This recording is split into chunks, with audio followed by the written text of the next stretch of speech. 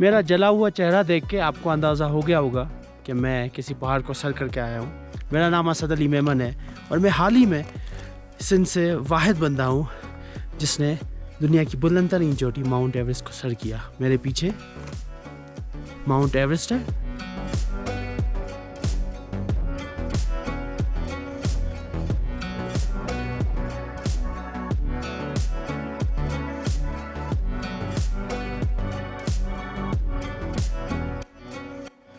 आज से तकरीबन 2 महीने पहले मैं इस जगह पे आया था।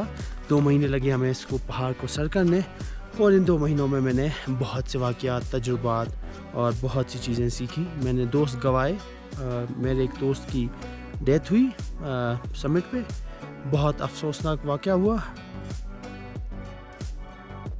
क्योंकि आप हर फैसिलिटी यहाँ बर्फ़ में हासिल नहीं कर सकते।